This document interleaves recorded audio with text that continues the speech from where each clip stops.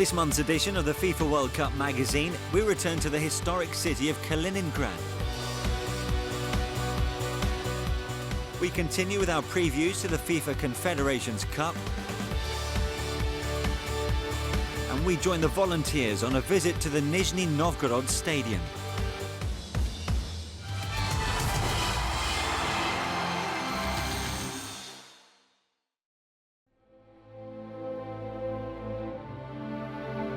Nestled on the shores of the Black Sea, the city of Sochi is one of Russia's sporting meccas. Since hosting the Winter Olympics in 2014, it's now home to a plethora of impressive arenas, including one of the longest circuits on the F1 calendar.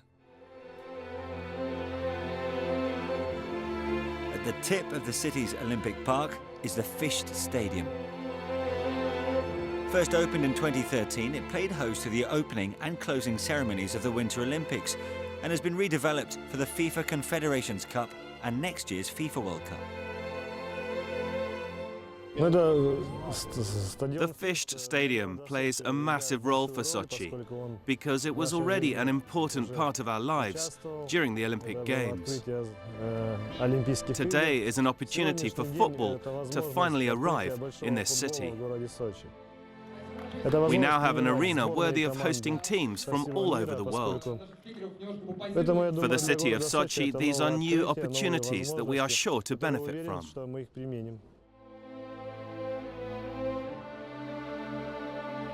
In late March, the 47,000 capacity stadium opened its doors to football fans for its first competitive match.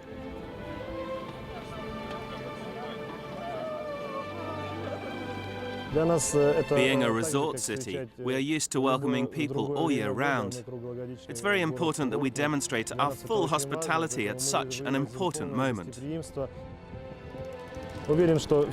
I'm certain that all fans who visit Sochi will make the most of the surroundings, not just as football fans, but also as tourists.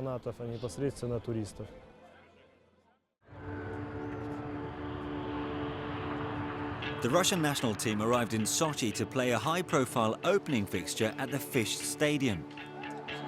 Their opponents on the night were a star-studded Belgian side, whose supporters were greeted in traditional fashion at the city's airport. With the venue sold out, the teams were welcomed onto the pitch by the Kuban Cossack chorus.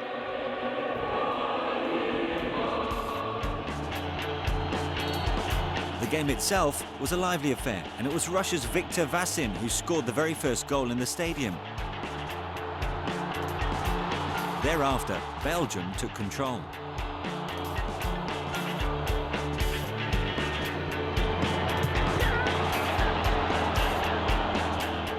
The hosts fought back though, securing a 3-3 draw in additional time at the end of the second half. A fantastic spectacle for the thousands of fans in attendance. The game marked another landmark on the road to this year's FIFA Confederations Cup.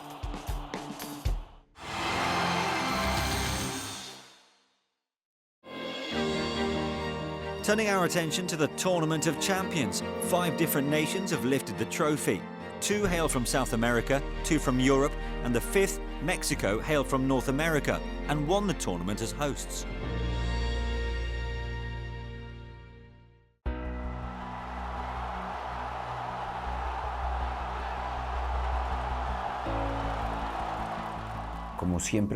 We're a football-loving nation that appreciates attack-minded football.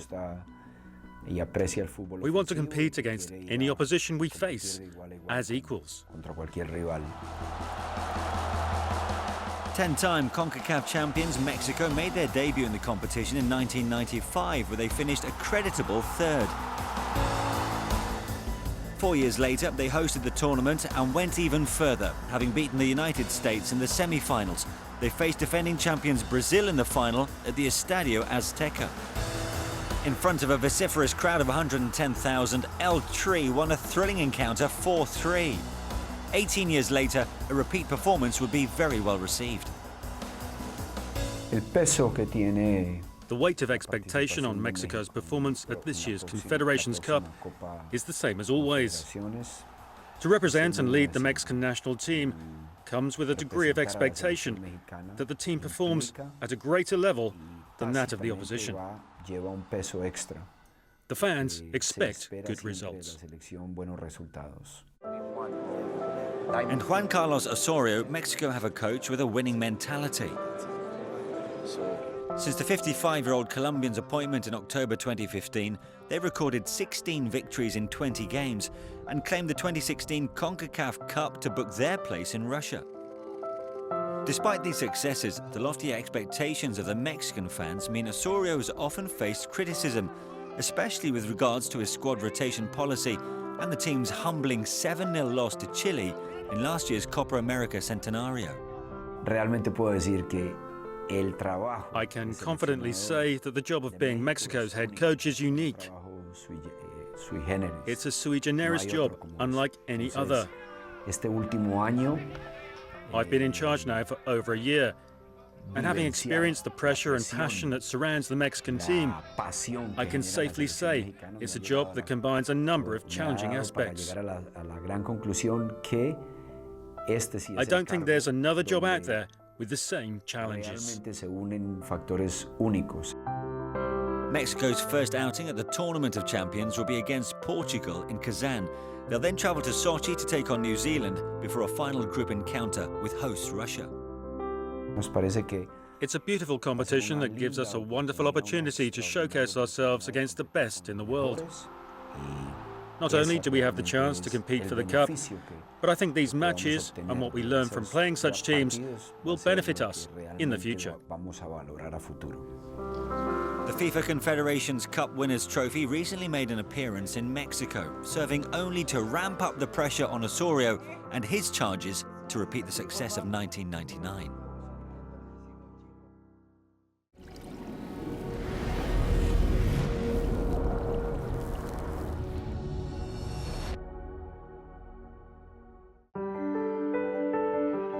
Located on the Baltic Sea and bordered by Lithuania and Poland, Kaliningrad is a unique place. Detached from the rest of Russia, the city was formerly known as Königsberg and served as the capital of East Prussia until 1945. Since then, the city has changed significantly, but reminders of its historic past still remain, the most prominent of which are the former city gates that surround it. In the past, all the gates, like the Brandenburg, Friedrichsburg and King's Gates, were used for the fortification and defense of the city. Nowadays, they're part of our architectural and cultural heritage. They showcase the unique history that Kaliningrad has both as a city and a region. No other region in Russia can boast such architecture.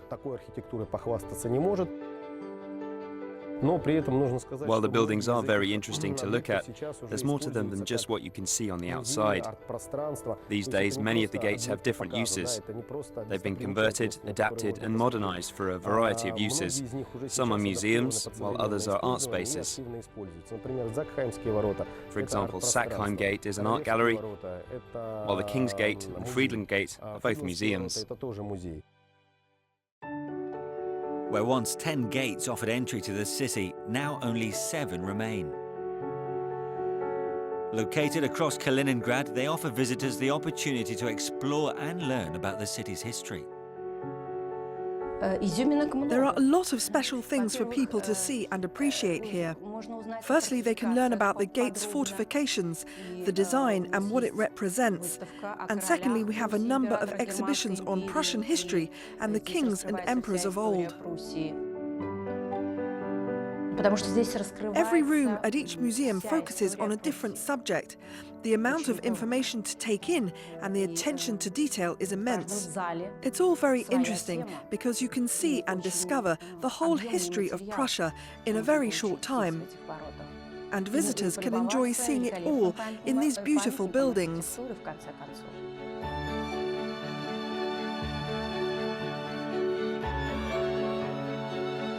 One of the most interesting things visitors can do is follow the route that takes you through all the gates.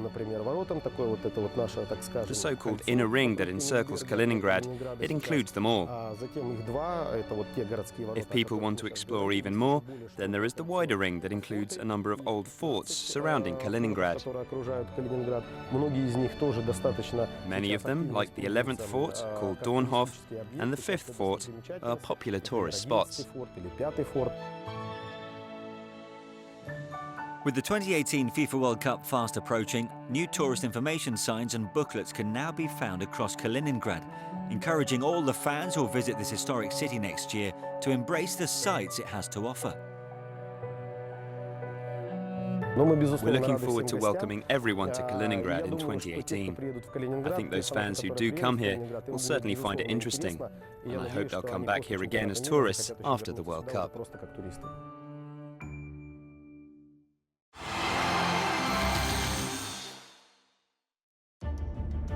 The FIFA World Cup is the pinnacle of every footballer's career. On the road to Russia, we're profiling young stars hoping to leave their mark on the tournament. Here to tell us about his World Cup dream is a Russian youngster who plays for Kaliningrad's #1 team.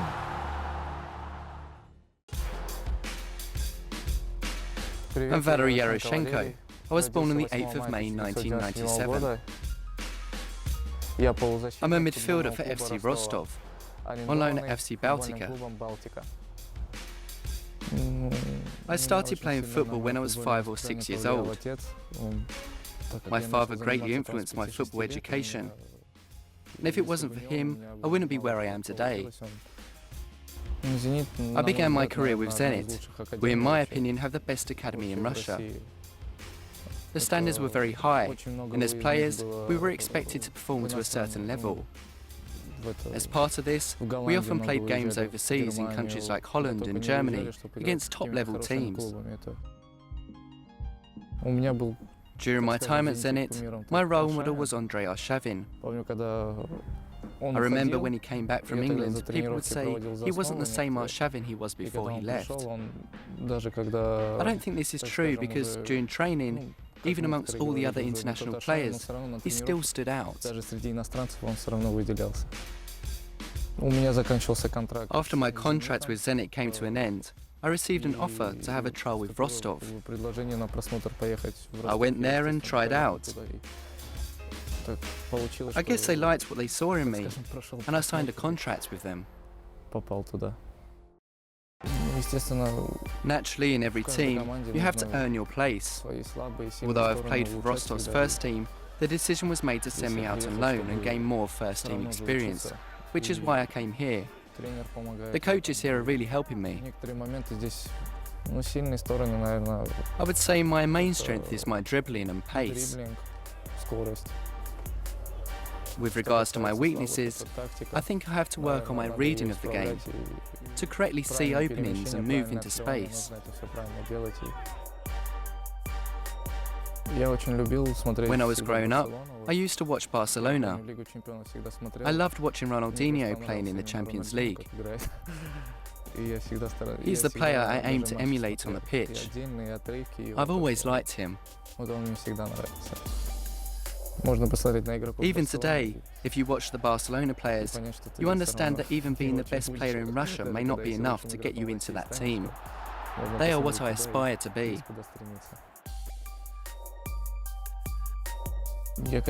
Looking ahead, of course I'm happy that Russia is hosting the World Cup. It will be my dream to take part. I think any player would like to represent Russia and pull on the national team shirt, especially in a home tournament.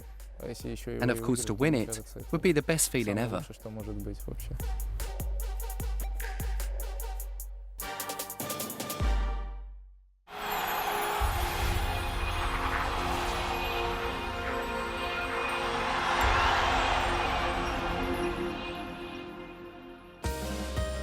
At the beginning of April, the first World Broadcasters meeting for the 2018 FIFA World Cup was held in Moscow. Representatives from the world's major broadcasting networks arrived en masse for a 2-day workshop covering detailed technical and logistical plans in preparation for next year. Over several presentation sessions, plans for all 64 matches across Russia's 12 venues were revealed, with a live demonstration area also offering a hands-on experience of the new technology on show.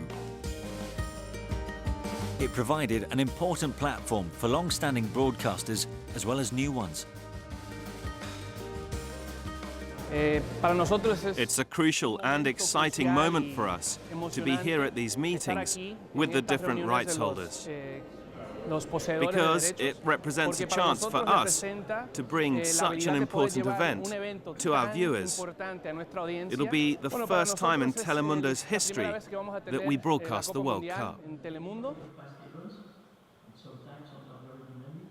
We have very, very high aspirations for this event. We think the American audience is ready to watch this in big numbers, and we really can't wait for June of 2018. The timing couldn't be better for us to be joining FIFA as broadcast partners in the US. The BBC's covered the World Cup since the start. I've been very fortunate to have been involved since 1994. At this meeting, obviously, there's been a lot we've been talked through in terms of the logistical plans, the production plans. We hope that we can present from Moscow, is our aspiration. That's what we've done at all recent World Cups. There were broadcast personnel from across the globe in attendance, including some areas where football's popularity is on the rise.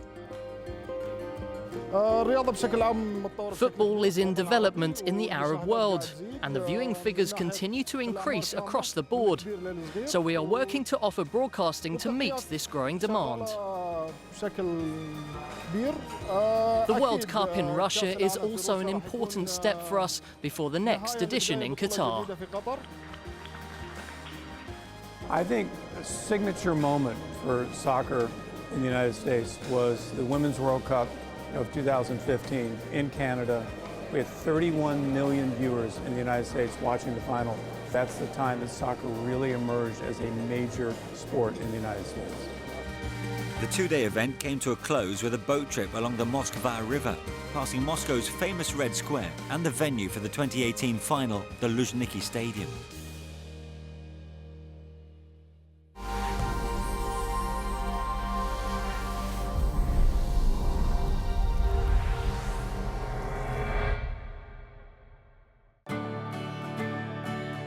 In Nizhny Novgorod, work continues at pace ahead of the 2018 FIFA World Cup. The future home of FC Olympiets, the city's top team, this 45,000 capacity stadium is located on the banks of the Okra and Volga rivers and is due for completion in late 2017. Recently, a group of volunteers and international students from the city's university visited the stadium to gauge the progress for themselves. It's beautiful. The stadium has really impressed me. The sheer size of it takes your breath away. The amount of work already done is fantastic, and the work there's still to do. I think the stadium will look amazing once it's finished. I just wish it was 2018 already, so I could really see what it will look like. For me to watch my country playing in Nizhny Novgorod, and maybe the stadium will be my home. I'll be sleeping here just to watch Nigeria playing here.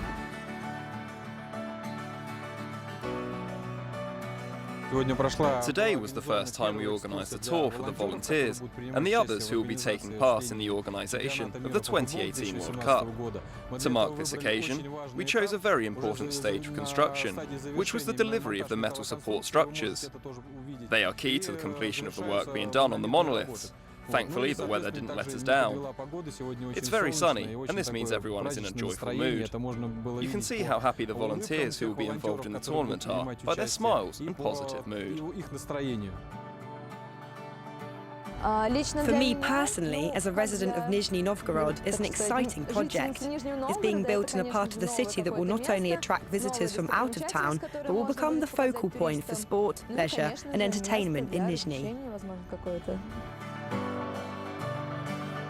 There's still work to be done at the Nizhny Novgorod Stadium, but judging by the reactions of the volunteers and students who visited, it's sure to leave a lasting impression come 2018.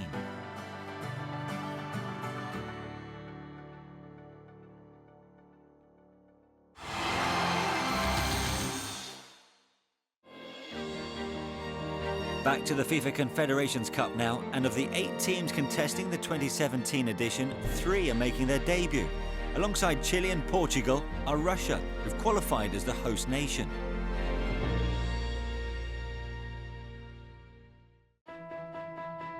In the lead-up to this year's tournament, Russia found themselves in a period of transition. Since failing to make it past the group stage at the 2014 FIFA World Cup in Brazil, the national side has witnessed 2 coaching changes and the retirement of several senior players. Stanislav Cherchesov, a former national team goalkeeper, is currently in charge and has the task of assembling a squad capable of challenging for honours. We are building a new team, and many changes have taken place since last year's European Championship. Of course, there are still nuances which every team and every coach have to face. But every cloud has a silver lining. And when an experienced player leaves, we replace them with a younger player and test them, opening up new options for the team. There are already quite a few promising young players in the squad, and this can only be a positive thing. One player who has experienced both ups and downs in recent years is captain Igor Akinfeev. With over 90 appearances to his name, he'll be an important figure when Russia begin their FIFA Confederations Cup campaign in June. Of course, my role is very important, not only regarding the cup competitions, but in any game in preparation for these tournaments. But the more games we play, the better we get. The coach selects the squads and picks the teams, makes slight tweaks here and there, but specifically for the Confederations Cup, we're ready for the challenge against any team. It's vital that we continue to test ourselves against the best. It will help to understand how we must fight to make sure the World Cup is a success. Russia opened the tournament against New Zealand in Group A before facing European champions Portugal and CONCACAF Cup winners Mexico. It will be a great tournament, where we can test the progress we've made so far, and naturally test the players that have replaced the ones who've left. We're up against a current European champion, and teams with world stars in their squad.